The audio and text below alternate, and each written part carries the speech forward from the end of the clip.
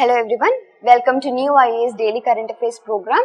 Today is 6th January 2019 and the news we will be covering today are Fugitive Economic Offenders Act, Linke Hofmann Busch, call drop, Microneedles, TAPI pipeline will be dealt for the map session, and last we have PQRS. So coming to the very first topic, that is about Fugitive Economic Offenders Act. So Vijay Mallya became the first person to be declared as fugitive economic offender under the Fugitive Economic Offenders Act, and the government can now confiscate all his properties. So what is said in this act? So as per the act, there are two conditions under which the bill allows for a person to be declared as a fugitive economic offender. What are those conditions? If an arrest warrant has been issued against him for any specified offences where the value involved is over rupees 100 crore. So if an arrest warrant is issued against a person where the value is above rupees 100 crore, then second condition is that if he has left the country and refuses to return to the country to face the prosecution. So this is what happened in case of Vijay Mallya also. He left the country and he refused to come back for the prosecution. So if these two conditions are satisfied, the person can be declared as a fugitive economic offender. And as per the law, a special fugitive economic offenders court can confiscate the properties of the offender, including which are Benami and the proceeds of crime in and outside India. So under this act, the properties can be confiscated even if which are under the Benami, and the Benami properties also the properties inside and outside India, all those properties can be confiscated. And once the properties are confiscated, the union government has the right over them and it can dispose them after 90 days. And an administrator will be appointed to manage and dispose of the confiscated property under the act. So what happens is that once the property is confiscated, the union government has the right over them and they can dispose them after 90 days. That's about the act. And coming to the next topic, that is Linke Hofmann Busch. So these are coaches, Linke Hofmann Busch coaches, and Indian Railways planning to replace the conventional coaches with Linke Hofmann Busch coaches. So in the budget 2017-18, a fund was allocated that is called Rashtriya Rail Sanraksha Kosh, which has a corpus of about rupees 1 lakh crore, and it is to be utilized over a period of 5 years for the replacement, renewal and the upgradation of critical safety assets of railways. So as per the name says, this fund is to upgrade the railway infrastructure. There were many cases of derailment of the trains, and now it is the time to replace all those with a safety modes. And talking about the Linke Hofmann Busch, these coaches are the passenger coaches of Indian Railways that have been developed by the Linke Hofmann Busch of Germany, and they are mostly produced by the rail coach factory which is in Kapurthala, that is in Punjab, and these are the passenger coaches, alright. And few trains are now having this Linke Hofmann Busch coaches, that is LHB coaches, and we'll talk about the benefits of making use of this LHB coaches. So this LHB coaches can travel at a higher speed, and what happens is that during collision or derailment, the conventional kind of coaches, that is integrated coach factory, which is presently used, and what happens is that during collision, these conventional coaches that will climb over the other, but in Linke Hofmann Busch coaches that will not climb over these coaches will not climb over the adjacent coaches, and this is due to the use of center buffer cowling, alright. So the climbing of coaches one over the other can be avoided due to the use of LHB coaches. The LHB coaches use advanced pneumatic disc brake system for efficient braking even at higher speeds. So even if the train is running at high speeds, these braking system provides an efficient braking, and the coaches are equipped with Fiat bogie, which has lesser moving parts than the integrated coach factory bogie, and because of this there will be high durability and requires less maintenance, and it facilitates the higher speed of the trains. And these LHB coaches are 1.7 meters longer than the conventional integrated coach factory which is presently used, and this increased length can enhance the seating capacity of the LHB coaches. And it is said that noise generated by these coaches is 50% less than the integrated coach factory mode. And the weight per meter of this coach is also less, and these coaches are equipped with modern system of bio toilets, then controlled discharge toilet system which are environmental friendly. That is also a merit of this LHB coaches, and these are comparatively low cost mode also. These are the major merit of using the LHB coaches. And talking about the demerits, they are as I said, due to the CBC coupling, the LHB coaches experience a kind of more jerk, alright, and the LHB coaches are not self-generating like the ICF coaches. That's about the Linke Hofmann Busch coaches, and we'll move on to call drop. So you all might have experienced call drop. So what is this call drop? It is a situation of disconnection of call before the caller ends the call, which happens mostly on the wireless network.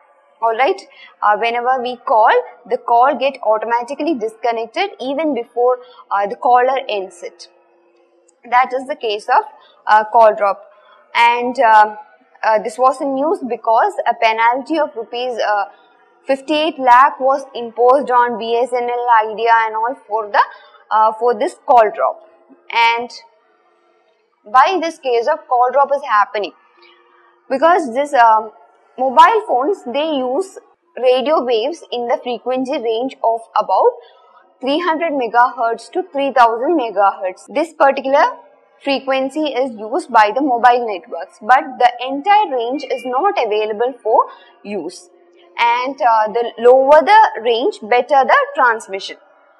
But if a company has too little of the better bands, the quality of voice service drops. And even if it also drops if the number of customers rises.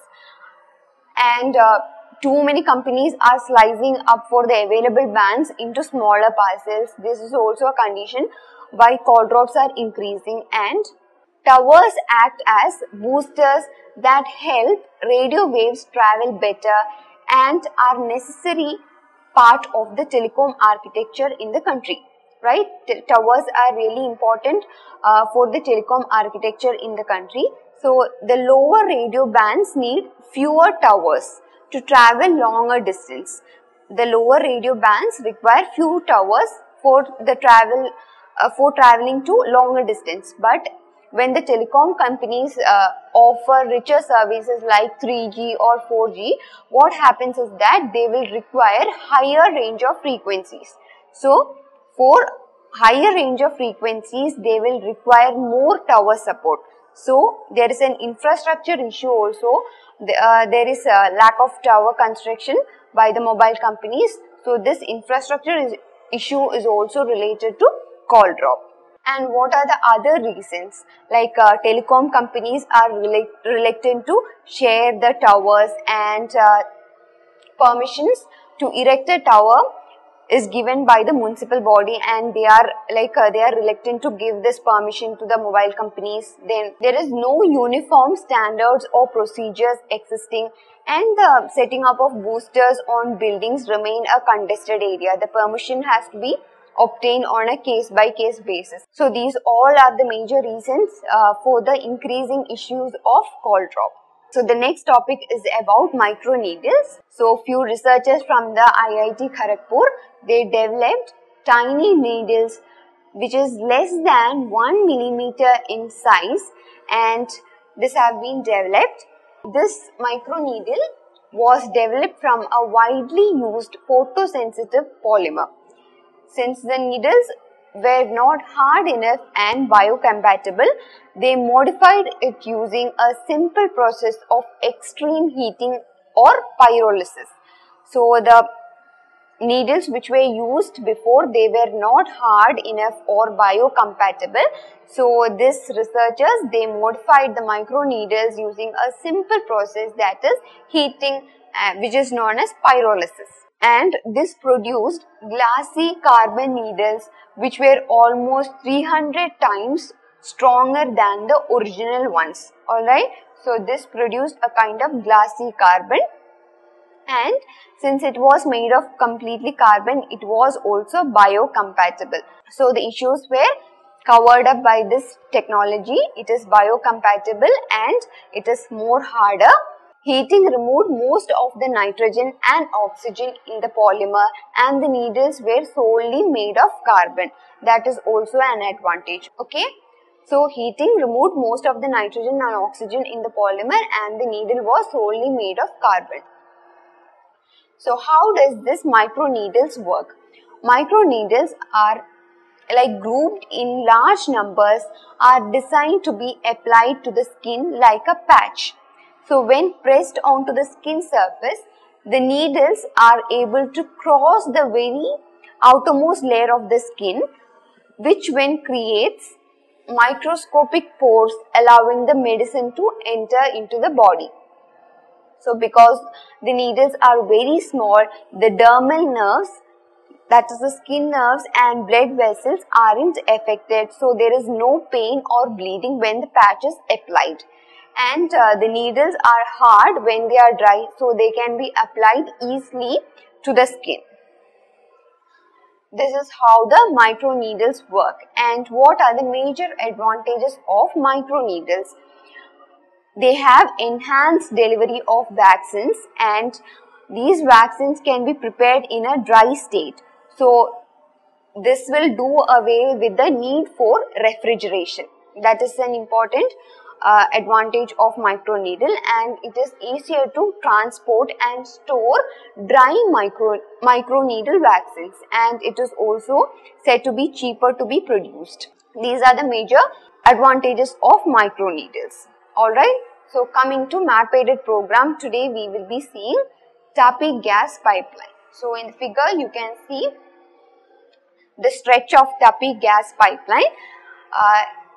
It starts from the Turkmenistan to India, and Tapi itself stands for Turkmenistan, Afghanistan, Pakistan and India. It is also known as Trans-Afghanistan pipeline, and it is a natural gas pipeline. It is an important keyword. It carries natural gas, and Tapi Pipeline Company Limited is developing this with the participation of Asian Development Bank.